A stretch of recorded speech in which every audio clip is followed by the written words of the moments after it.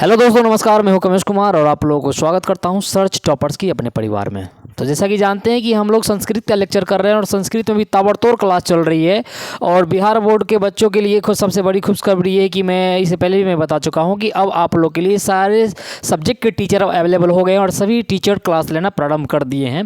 तो आप लोग को अब कोई टेंशन लेने की ज़रूरत नहीं है। अब सभी क्लास आप लोग को ये 1 महीना का जो फ्री फायर क्लास चल रहा है, अभी जो रैपिड फायर क्लास चल रहा है, अभी आप लोग को फ्री में मिल रहा है। और इसको प्रैक्टिस करके आप with the help of this objective question आप कम से कम फर्स्ट डिवीजन तो ला ही सकते हैं, वो भी आप कम समय में। तो आप लोग देरी ना करें और फटाफट हमारा जो चैनल है सर्च टॉपर्स की, जो चैनल है सर्च टॉपर्स की, इस परिवार से आप जुड़ जाइए और फ्री में आप अच्छा क्वालिटी के साथ, आप बेहतर कॉन्सेप्ट के साथ और अच्छे टीचर के साथ आपको क्लास करने का मौका मिल रहा है। ठीक है, तो हम लोग चलते हैं सीधा, बिना समय गवाए। चूँकि हम लोग के पास समय कम है तो हम लोग चलते हैं सीधा अपने क्वेश्चन की तरफ। और आज आप लोग जो पढ़ने वाले हो बच्चों, वो आपका जो चैप्टर है वो आपको स्क्रीन बोर्ड पे दिख रहा होगा। आज हम लोग करने वाले हैं नीति श्लोक। ठीक है, नीति श्लोक के बारे में भी हम लोग फटाफट पढ़ेंगे। ठीक है, उसके बाद आगे बाकी आपको जो भी टीचर है वो भी क्लास लेंगे। तो हम लोग सीधा अपने चैप्टर की तरफ चलते हैं। तो जैसा कि आपको पहला क्लास आपके स्क्रीन बोर्ड पे दिख रहा होगा बुआ, सवाल क्या कह रहा है कि धर्म की रक्षा किससे होती है। तो बुआ, धर्म की रक्षा जो है वो सत्य से होती है। अगर कोई व्यक्ति सत्य बोलता है तो कहता है कि ये अपने धर्म के मार्ग पर चलता है। ऐसा आप लोग अपने समाज में कहते हुए सुने होंगे। ठीक है ना, जैसा कि महाभारत यदि आप देखे होंगे तो उसमें आपको मालूम था कि एक लोग जो कौरव लोग था वो असत्य के राह पर चल रहा था और जो पांडव लोग था वो सत्य के राह पर चल रहा था, क्योंकि वो अपने धर्म की रक्षा कर रहे थे। तो और पांडव लोग हमेशा सच बोलते थे। तो वही बात है कि कहता है धर्म की रक्षा किससे होती है बच्चों। तो आपका आंसर क्या हो जाएगा, धर्म की रक्षा सत्य से होता है, इसीलिए आपका आंसर ए हो जाएगा।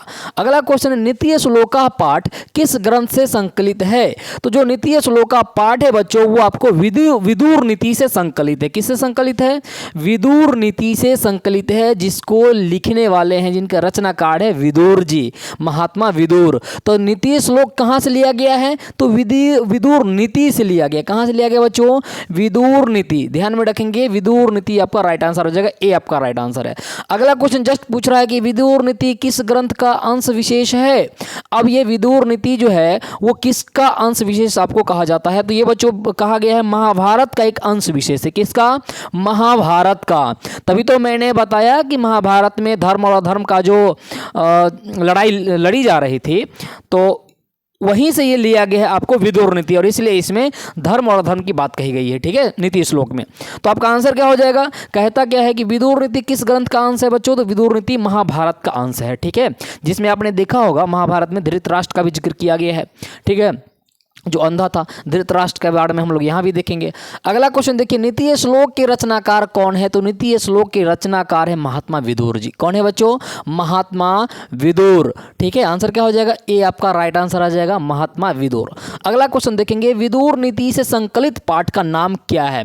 अब जो विदुर नीति से जो पाठ संकलित किया गया, जो लिया गया है, वही तो हम पढ़ रहे हैं, नीति श्लोक। तो कौन सा पाठ है, नीति श्लोक। ठीक है ना, तो क्या पूछ रहा है, विदुर नीति से संकलित पाठ का नाम क्या है बच्चों, तो नीति श्लोक। ठीक है ना, जिसका रचनाकार विदुर जी है। अगला क्वेश्चन, किसके प्रश्न का उत्तर विदुर देते हैं। तो बात यह है कि जब धृतराष्ट्र क्वेश्चन करता है विदुर जी से, तो विदुर जी उसके प्रश्नों का उत्तर देते हैं। तो क्वेश्चन पूछ रहा है कि किसके प्रश्नों का उत्तर विदुर देते हैं, तो धृतराष्ट्र का। किसका, धृतराष्ट्र का बच्चों, जो अंधा था। क्या था, अंधा था। ठीक है ना, तो धृतराष्ट्र के प्रश्नों का उत्तर देते हैं विदुर जी। अगला क्वेश्चन देखेंगे हम लोग, नरक के कितने द्वार है बच्चों। नरक के 3 द्वार है, त्रय द्वारा। तो 3 द्वार है नरक के, जो है काम, क्रोध, मोह। काम, क्रोध, लोभ, ये 3 द्वार है। ठीक है ना, जिनमें ये 3 गुण होते हैं ना, उसके लिए नरक का द्वार खुला होता है। जिनमें वो काम के बारे में जो सेक्स की भावना होती है, क्रोध जिनमें गुस्सा ज़्यादा होता है, लोभ जो हर किसी दूसरे की चीज़ को देख करके उसे अपना समझने की चेष्टा करता है, समझ रहे हैं ना। तो इस तरह की जिनमें भावना होती है, समझो कि वो जीते जी नरक में जाने के लायक है। तो क्या पूछ रहा है आपसे, नरक के कितने द्वार होते हैं बच्चों, तो नरक के 3 द्वार होते हैं। कौन कौन होता है, काम, क्रोध, लोभ। अगला क्वेश्चन है, क्षमा किसकी हत्या करता है। तो बच्चों, क्षमा जो है आपको क्रोध की हत्या करता है। किसकी? जिनमें क्षमा करने की भावना है, समझो उसमें क्रोध नहीं आएगा। ठीक है, तो कहता है क्षमा किसकी हत्या करता है? तो बच्चों क्षमा क्रोध की हत्या करता है। जहाँ क्षमा है वहाँ क्रोध नहीं है, जहाँ क्रोध है वहाँ क्षमा नहीं है। ठीक है, तो कह सकते हैं कि क्रोध जो है वो क्षमा की भी हत्या कर सकता है, लेकिन क्षमा क्रोध की भी हत्या कर सकता है, क्योंकि दोनों जो है एक जगह पे नहीं रह सकता। अगला क्वेश्चन क्या है? कौन सर्वश्रेष्ठ धन है? तो श्रेष्ठ धन इसमें कौन है बच्चों? तो जो सर्वश्रेष्ठ धन है वो है धर्म। धर्म क्या है? धर्म है। जिसके पास धर्म है, जो धर्म के राह पर चलते हैं, उससे बड़ा धनी कोई नहीं होता है, और आखिर में उसका ही जीत होती है। जैसा कि अपने महाभारत की कहानी यदि आप लोग जानते हैं तो पांडव की जीत हुई थी अंत में। अगला क्वेश्चन देखेंगे, किससे सुख की प्राप्ति होती है बच्चों? तो हमेशा अहिंसा से सुख की प्राप्ति होती है। जैसा कि आप लोग महात्मा गांधी के बारे में सुना होगा कि महात्मा गांधी जी ने अहिंसा के राह पर चल करके भारत को आज़ाद करवाया। ठीक है, तो जो अहिंसा का मतलब होता है मार काट नहीं करने वाला। सिंपल सी बात है, अपने समाज में आप किसी से भी थोड़ी सी लड़ाई कर लो, आपको दिन भर चैन नहीं रहेगा, समझ रहे, अंदर में सुख नहीं रहेगा। आपके पास कितना भी धन है, अगर किसी से बकझक हो गया तो उस दिन आपको शांति नहीं रहेगी। तो जिसमें अहिंसा की भावना है, जो मार काट नहीं करते हैं, उसके अंदर में सुख हमेशा होता है, चाहे वो गरीब हो या अमीर हो। तो क्या कहता है, कौन ऐसा धन है जिससे संतुष्टि मिलती है? 10 नंबर क्वेश्चन देखेंगे, किससे सुख की प्राप्ति होती है बच्चों? तो अहिंसा से सुख की प्राप्ति होती है। Your answer should be B. आपका राइट आंसर बी हो जाएगा। कौन ऐसा धन है जिससे संतुष्टि मिलती है? तो विद्या, ज्ञान, इसी से तो संतुष्टि मिलती है। आपके पास कितना भी धन क्यों ना आ जाए, यदि आपके अंदर ज्ञान नहीं है तो आपको संतुष्टि नहीं रहेगी, उसका उपयोग करने ही नहीं आएगा आपको। किंतु कभी आपने सुना होगा कि एक चना जो है ना, उससे भी लोग पूरा परिवार खाया था। तो ये किस ज्ञान से, ये ज्ञान का देन है, जो लोग कम चीज़ों में भी खुश रहना जानते हैं, समझ रहे ना। तो वही बात है, कौन ऐसा धन है जिससे संतुष्टि मिलती है? तो आप में यदि ज्ञान है, विद्या है, तो आप कम से कम चीज़ों में संतुष्ट रहेंगे। तो क्या आंसर हो जाएगा? कौन ऐसा धन है जिससे संतुष्टि मिलती है बच्चों? विद्या। ठीक है, किससे विद्या की रक्षा होती है बच्चों? तो विद्या की जो रक्षा होती है वो अभ्यास से होती है। किससे होती है? अभ्यास से। आज आप सीख लेंगे, यदि आप अभ्यास नहीं करेंगे तो आपका विद्या खत्म हो जाएगा। आप कोई चीज़ जानते हैं किंतु अगर उस पर अमल नहीं करेंगे फिर वो विद्या कोई काम का नहीं है। जैसा मैं कहना चाह रहा हूँ कि यदि आप में ज्ञान है तो उसे प्रैक्टिकली कीजिए, समझ रहे ना। अब लोग कहता है कि सत्य के राह पर चलना चाहिए, ज्ञान तो है किंतु खुद असत्य के राह पर चलता है। लोग कहता है कि अपने धर्म का पालन करना चाहिए, ज्ञान तो है किंतु खुद अधर्मी है। तो वही बात है, अभ्यास से विद्या का नाश हो जाता है, अभ्यास से विद्या की रक्षा होती है। ठीक है, यदि आप अभ्यास नहीं करते तो विद्या का नाश हो जाएगा। तो क्या क्वेश्चन पूछ रहा है कि किससे विद्या की रक्षा होती है बच्चों? तो अभ्यास से विद्या की रक्षा की जा सकती है। अगला क्वेश्चन देखेंगे, रूप की रक्षा किससे होती है? तो रूप की रक्षा आपको, इसमें कुछ गलत तो नहीं दे दिया, रूप की रक्षा आपको उपटन से होती है। किससे होती है बच्चों? उपटन से। आपका सी राइट आंसर हो जाएगा, रूप की रक्षा उपटन से होती है। खानदान की रक्षा किससे होती है? खानदान की रक्षा किससे होती है? वो आचरण से होती है खानदान की रक्षा। यदि आपका आचरण अच्छा है तो कहेगा ये इस खानदान का है।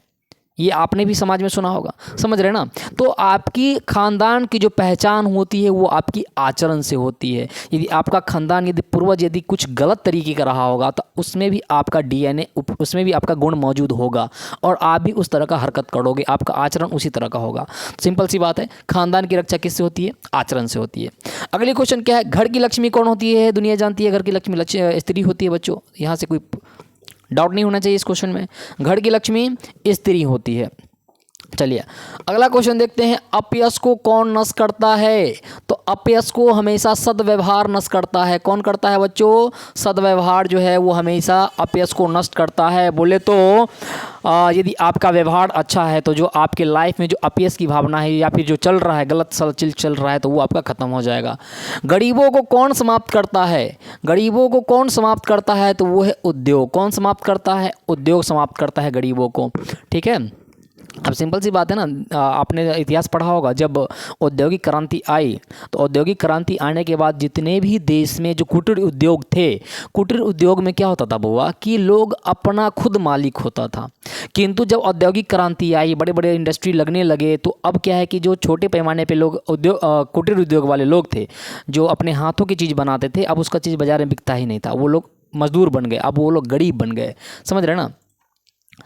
अगला क्वेश्चन देखेंगे, अशुभ लक्षणों को कौन समाप्त करता है बच्चों? तो अशुभ लक्षणों को आपका पराक्रम समाप्त करता है। कौन समाप्त करता है?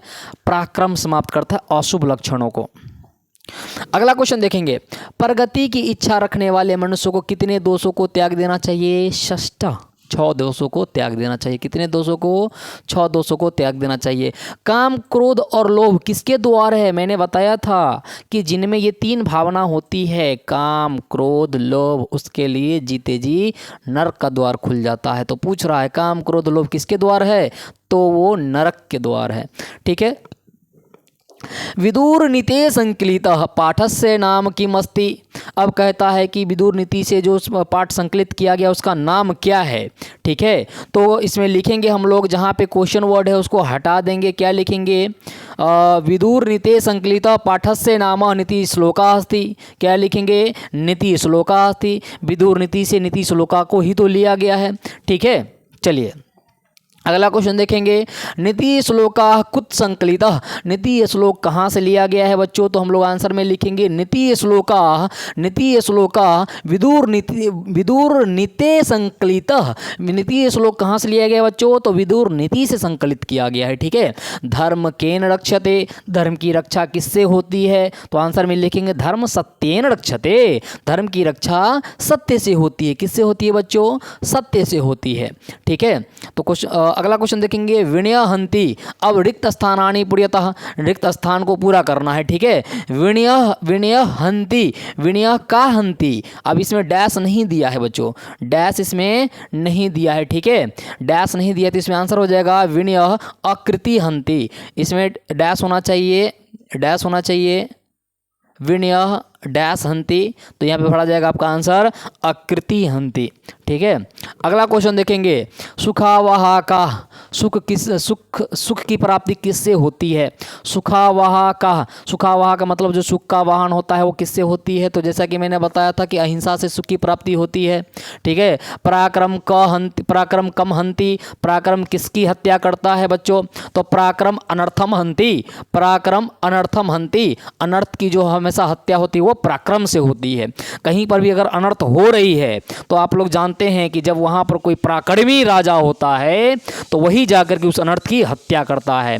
तो क्या क्वेश्चन है? पराक्रमः कम हंति। आंसर में लिखेंगे पराक्रमः अनर्थम हंति। अगला क्वेश्चन देखेंगे, योगेन का रक्षते। योग से किसकी रक्षा होती है? तो मैंने बताया था योग से विद्या की रक्षा होती है। किसकी रक्षा होती है बच्चों? योग बोले तो अभ्यास से ही तो विद्या बचा सकते हो। ज्ञान है किंतु प्रैक्टिकली नहीं लाते हो तो वो तो ज्ञान कोई काम का नहीं है। तो क्या लिखेंगे यहाँ पर? योगेन विद्या रक्षते। योगेन विद्या रक्षते। आंसर क्या हो जाएगा? आपका आंसर बी हो जाएगा। हम बहुत बड़ा खींच देते हैं क्या? इतना छोटा सही। चलिए अगला क्वेश्चन देखेंगे हम लोग, कह सत्येन रक्षते।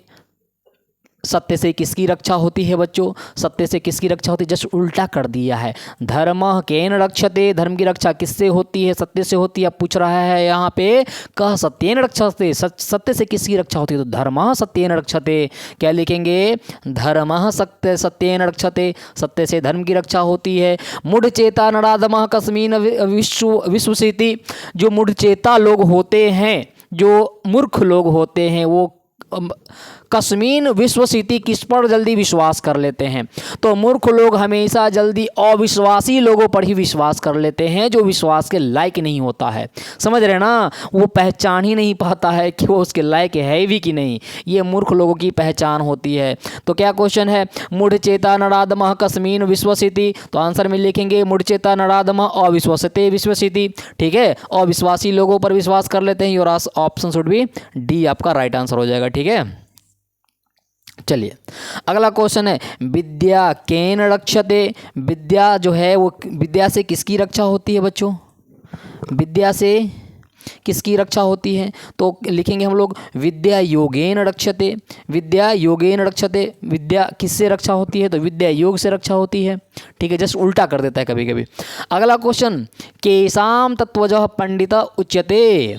केशाम तत्वः पंडितः पंडितः उच्यते, तो हम लोग क्या करेंगे, ये क्वेश्चन मार्क को हटा देंगे और लिखेंगे सर्वभूतानाम तत्त्वा पंडितः उच्यते। सर्वभूतानाम आपका राइट आंसर हो जाएगा, डी आपका राइट आंसर हो जाएगा। अगला क्वेश्चन देखेंगे, नरकस्य त्रिविधम द्वारम कस्य नाशनम। नरक के तीन विधि जो है, नरकस्य त्रिविधम, नरक के 3 विधि, वो द्वारम कस्य नाशनम, कस्य नाशनम। अच्छा, आपसे क्या पूछ रहा है कि नरकस्य त्रिविधम द्वारम कस्य नाशनम, नरक के जो 3 विधि होते हैं वो किसकी नाश करते हैं बच्चों, तो वो आत्मा की नाश करते हैं। किसकी?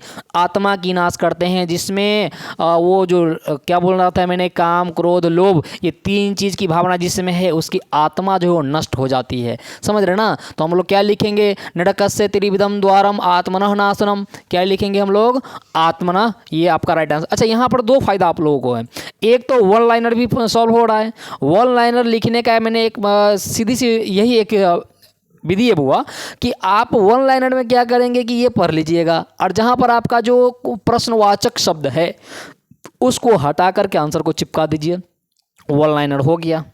एग्ज़ाम में आपको आएगा कि परीक्षार्थी यथासंभव 1 शब्दों में ही उत्तर दें। समझ रहे हैं ना? 1 शब्द पूछेगा या 1 वाक्य में ही उत्तर दें। तो आप लोग वहाँ पर क्या करेंगे बच्चों कि आप जो क्वेश्चन वर्ड है उसको हटा करके आंसर को चिपका देना है, ठीक है? और ऑब्जेक्टिव भी आपका क्लियर हो रहा है। तो क्या पूछ रहा है, नरकस्य त्रिविधम द्वारम कस्य नाशनम, नरक के 3 जो विधि है वो किसकी नाश करती है, तो आत्मा की। अगला क्वेश्चन देखेंगे, केन षड दोषा हातत्वा, केन षड दोषा हातत्वा, तो जो आपका 6 दोष है वो किसकी हत्या करते हैं, तो वो पुरुष की हत्या करते हैं। किसकी बच्चों? पुरुष की हत्या करते हैं। हम क्या लिखेंगे, पुरुषेन, पुरुषेन षड दोषा हातत्वा। अगला क्वेश्चन देखेंगे, अपृष्टो को बहुभाषते, अपृष्टो को बहुभाषते, अपृष्टो मुढ़चेता बहुभाषते, रूपम केन रक्षते, रूप की रक्षा किससे होती है बच्चों, तो हम लोग आंसर में लिखेंगे रूपम मृजय रक्षते। कूलम केन रक्षते, कूल की रक्षा किससे होती है, और खानदान की रक्षा किससे होती है, तो मैंने बताया था आचरण से होती है। आचरण है यहाँ पे, आचरण दिया संस्कृत में दिया है, तो लिखेंगे हम लोग कूलम वृतेन रक्षते, कूलम वृतेन रक्षते, आपका राइट आंसर ए हो जाएगा।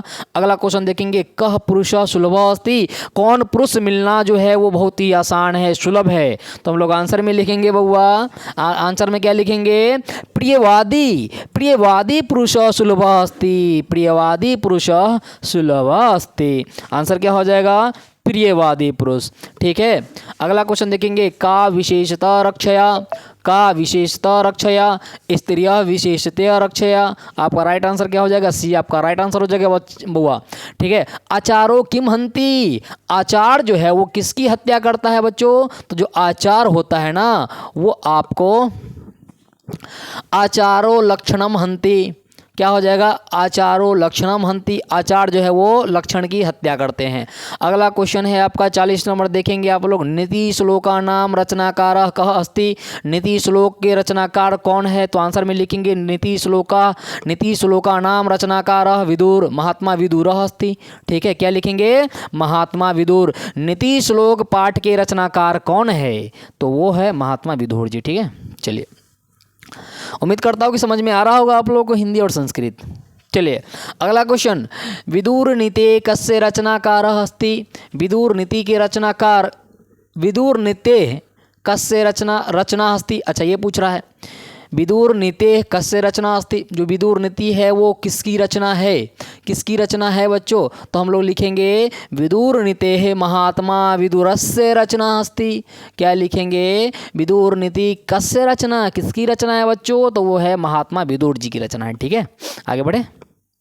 ओके, अगला क्वेश्चन देखेंगे 42 नंबर 42, विदुर नीते संकलित पाठस्य नाम किम अस्ति, विदुर नीति पाठ से जो संकलित किया गया है उसका नाम क्या है, तो विदुर नीति से क्या लिया गया है बच्चों, तो नीति श्लोक लिया गया है। क्या लिया गया है, नीति श्लोक लिया गया है। ठीक है ना, और ये किसका अंश है बउआ, तो ये महाभारत का अंश विशेष है। ठीक है, तो हम लोग क्या लिखेंगे इसमें, विदुर नीते संकलित पाठस्य नाम नीति श्लोका अस्ति।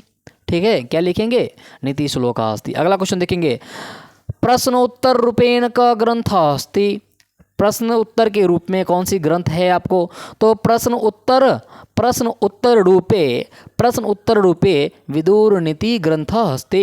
प्रश्न उत्तर के रूप में जो आपका ग्रंथ है वो कौन सा है, वो है विदुर नीति। कौन सा है बच्चों, विदुर नीति है। अगला क्वेश्चन देखेंगे आप लोग फटाफट। कस्य प्रश्नस्य उत्तरम विदुरः ददाति, किसका प्रश्न का उत्तर विदुर जी देते हैं, तो आंसर में लिखेंगे धृतराष्ट्रस्य प्रश्नम उत्तरम विदुरः ददाति।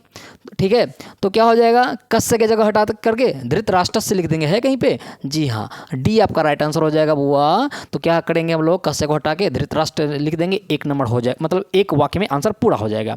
एक तो ऑब्जेक्टिव और दूसरा वन लाइनर, समझ रहे ना, दो करा रहे हैं एक बार में, समझ रहे ना। तो यदि आप लोग को ज़्यादा बेहतर लग रहा है, एक ही बार में दो ले रहे हैं हम लोग, दो कंप्लीट करा रहे हैं, तो आप भी जुड़े और बाकी जो आने वाली पीढ़ी है उसको उसके पास तो ज़रूर जाए बच्चों। ठीक है, अभी चूंकि फ्री में करा रहे हैं तो ऐसा ना स्वार्थी मत बन जाना कि आपको फ़ायदा मिल रहा है तो बस चुपचाप रह जाना। ठीक है ना, हम फ़ायदा ले रहे हैं दूसरे को क्यों बताएं, समझ रहे हैं ना, ये स्वार्थी मानव का गुण है। अस्वार्थी मानव तो जानते हैं कि नरक का द्वार खुल जाता है, अभी पढ़े हो आप। तो लिखेंगे क्या, कस्य प्रश्नस्य उत्तरम विदुरः ददाति, तो आंसर क्या हो जाएगा, धृतराष्ट्रस्य प्रश्नस्य उत्तरम विदुरः ददाति। अगला क्वेश्चन, धर्म रक्षते रिक्त स्थानानि प्रियतः। अब यहाँ पे रिक्त स्थान को पूरा करना है, फिर से यहाँ पे डैश छोड़ दिया गया है। धर्म रक्षयते, धर्म की रक्षा होती है किससे बउआ, तो डैश यहाँ पे होगा बीच में, बीच में भराएगा धर्मः सत्येन रक्षयते।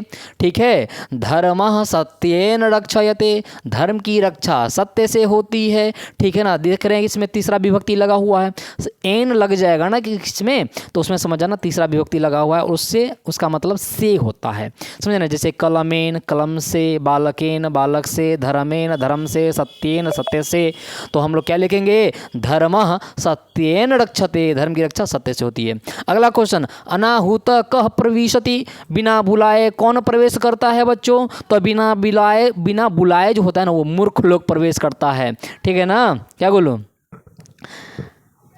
क्या बोलते, जानना पहचान मैं तेरा मेहमान, कहीं पे कोई इनवाइट करता नहीं है, एकदम बड़का थाली लेके पहुंच जाता खाने के लिए, समझ रहे हैं ना। ये किसकी पहचान है, मूर्ख लोगों की पहचान है। ज्ञानी लोग कभी ऐसा नहीं करते हैं क्योंकि उसे अपनी इज्जत का ध्यान रहता है। तो क्या पूछ रहा है आपसे, अनाहुतः कह प्रविशति, बिना बुलाए कौन प्रवेश करता है, तो आंसर में क्या हो जाएगा बच्चों, मूढ़ चेता नराधमः, जो मूर्ख लोग होते हैं, ज्ञानी लोग होते हैं, वो आपका बिन बुलाए प्रवेश कर जाते हैं। तो आपका कह के जगह पर क्या हो जाएगा, मूढ़ चेता नराधमः, अनाहुत मूढ़ चेता नराधमः प्रविशति। ठीक है, बिन बुलाए मूढ़ चेता लोग जो है वो प्रवेश कर जाते हैं। अगला क्वेश्चन देखेंगे, विदुरः कः आशित, विदुर जो है वो कौन थे। अच्छा, आशित का मतलब यहाँ पे है ना, आप लोग जब संस्कृत में पढ़ेंगे तो वहाँ भी काल पढ़ने को मिलेगा। ठीक है ना, अगर आपको संति लगा हुआ है तो है, आशित लगा हुआ है तो थाथे थी आ जाता है, पास्ट में चला जाता है। ठीक है, पूछ रहे आपसे, विदुरः कः आशित, विदुर कौन थे, तो हम लोग लिखेंगे विदुरः मंत्री प्रवरः आशित, विदुरः मंत्री प्रवरः आशित, विदुर जो थे वो मंत्री थे। अगला क्वेश्चन, उत्तमः शांति काः, उत्तम शांति किससे होती है बच्चों, उत्तम शांति किससे होती है, उत्तम शांति किससे होती है बच्चों, उत्तम शांति आपको क्षमा से होती है। किससे होती है, क्षमा से होती है। उत्तमा शांति क्षमा, उत्तमा शांति क्षमा। अगला क्वेश्चन देखेंगे, नीति श्लोका नाम रचनाकार कह, नीति श्लोक के रचनाकार कौन है, तो आंसर में लिखेंगे नीति श्लोका नाम रचनाकार महात्मा विदुर। ठीक है, इसको हटा करके और हम लोग क्या चिपका देंगे, महात्मा विदुर। ठीक है, ऑब्जेक्टिव आएगा तो ABCD करके जो आंसर होगा वो तो टिक कर ही लेंगे। एक नंबर वाला आएगा तो अगर इस तरह से पूछ लिया कि आंसर लिखना है पूरा, आपको एक लाइन में लिखना है, ठीक है ना, तो एक वाक्य में आंसर दे, तो अभी ये क्वेश्चन अगर आ जाएगा, नीति श्लोका नाम रचनाकार कह, नीति श्लोका नाम रचनाकार कह अस्ति, तो आप लोग क्या लिखेंगे, इसी चीज़ को दोहरा देंगे, नीति श्लोका नाम रचनाकार महात्मा विदुरः अस्ति। ठीक है, 2 नंबर दे देगा। अगला क्वेश्चन, विदुर नीति कस्य रचना अस्ति, विदुर नीति किसकी रचना है बच्चों, तो विदुर नीति फिर से वही बात, महात्मा विदुर जी की रचना है। किसकी रचना है, महात्मा विदुरस्य, तो वहाँ पर हम क्या लिखेंगे, कस्य के जगह पर विदुर नीति महात्मा विदुरस्य रचना अस्ति, बी आपका राइट आंसर हो जाएगा। ठीक है, बी आपका राइट आंसर हो जाएगा, विदुर नीति ही महात्मा विदुरस्य रचना अस्ति। चलिए अगला क्वेश्चन, अच्छा खत्म हो गया, ओह चलिए बुआ, तो क्लास आपका ख़त्म हो गया है। उम्मीद करता हूँ कि आप लोग को बेहतर तरीक़ा से समझ में आया होगा। चूँकि मैंने एक तरीका से नहीं, मैंने दो चीज़ यहाँ पे लिखना सिखाया हूँ। एक तो ऑब्जेक्टिव भी और दूसरा वन लाइनर भी मैंने इसी में कंप्लीट करवा दिया है, ठीक है ना। इसीलिए तो मैंने बोला है आपको कि 1 महीने में आप लोगों को कम से कम फर्स्ट डिवीज़न की तो गारंटी पक्की है यहाँ से, क्योंकि 50 नंबर का ऑब्जेक्टिव आता है। अगर आपने 50 में 45-48 यदि लाने में अगर सक्षम है तो बाकी सब्जेक्टिव में थोड़ा भी लिख देंगे बच्चों, तो थोड़ा बहुत अगर 15 भी मिल जाता है और 45 यहाँ से लेते हैं तो 60 तो मिल रहा है वैसे भी, समझ रहे ना। और आप बताइए कि आप लिख करके मात्र 15 ही नंबर लाएंगे? अगर आम इमली कटहल कुछ भी लिख के आएंगे तो कम से कम बिहार बोर्ड तो आपको कम से कम 20 तो दे ही देती है, समझ रहे ना। और यहाँ से 45 ऑब्जेक्टिव पे उठा रहे हैं तो कम से कम 60 प्लस आ रहा है, दैट इज़ फर्स्ट डिवीजन, ठीक है। तो इसलिए हम लोग बोले हैं कि 1 महीना में अगर जो बच्चे सर्च टॉपर्स की परिवार से जुड़ गया और सही अगर पूरा क्लास आपने कर लिया तो कम से कम जो नहीं पढ़ा है ना फर्स्ट डिवीजन लेके जाएगा भाई। और अभी तो भाई शुरुआत है, 1 महीने में हम ये करवा रहे हैं, तो समझ लो कि जब हम लोग पूरा बैच पढ़ाएंगे तो क्या करने वाले हैं, ठीक है। तो इसलिए आप लोग तैयार हो जाइए। और जो आने वाला पीढ़ी है जो बोर्ड का एग्ज़ाम देने वाला है अगली बार, तो उसको जोड़ दीजिए ताकि उसको शुरू से बैच मिल जाएगा, शुरू से ही उसकी तैयारी हो जाएगी। एक चीज़ मैं बता दूं कि ये बैच अगर ख़त्म हो रहा है, ये तो बैच है नहीं, 1 महीना का जो है वो अभी हम लोग रैपिड फायर चला रहे हैं। ये जैसे ही ख़त्म होगा हम लोग आने वाले बच्चों के लिए फ्री में बेसिक कॉन्सेप्ट शुरू करेंगे। जो बच्चा टॉपर्स के लायक है उसकी हम लोग पहचान करेंगे, उसका टेस्ट लेंगे, उसके हम लोग मेमोरी पावर को टेस्ट लेंगे, उसको एक अलग कैटेगरी में रखेंगे। और जो बच्चा पढ़ने के लायक नहीं है उसकी बेसिक कॉन्सेप्ट को क्लियर करेंगे सबसे पहले और उसको पढ़ने के लायक बनाएंगे, समझ रहे ना। तो यही हमारा पहल है कि सर्च टॉपर्स की एक स्लोक है कि हमारा अभियान टॉपर्स की पहचान, और हमारा तरीका ये है टॉपर्स बनाने का, समझ रहे हैं ना। हम लोग 10वां पास नहीं करवाएंगे, टॉपर्स को बनाएंगे, ठीक है बच्चों। और यदि कोई समस्या हो तो ये देखिए मैं सभी लेक्चर में बताता हूँ कि ये हमारे व्यवस्थापक महोदय का कॉन्टैक्ट नंबर है। अगर दिमाग खाना है तो इसका दिमाग खाइए जा करके, ठीक है। मैंने पढ़ा दिया है, अब यहाँ से कॉन्टैक्ट कीजिएगा। कोई भी समस्या, कोई क्लास से संबंधित कोई सवाल पूछना हो ये भाई साहब बता देंगे, ठीक है। तो क्लास को यहीं पे ख़त्म करते हैं और मिलते हैं एक छोटे से ब्रेक के बाद। तब तक के लिए धन्यवाद, नमस्कार। हाँ, अच्छा चलिए, 26 जनवरी की आप लोगों को ढेर सारी शुभकामनाएं। मैंने ये बोलना भूल गया, मुझे शुरू में ही बोलना था, ठीक है। अच्छा कोई दिक्कत नहीं है, अभी बहुत टीचर आएंगे ना तो वो लोग बोल देंगे, ठीक है। तो चलिए क्लास ख़त्म करते हैं, मिलते हैं एक छोटे से ब्रेक के बाद।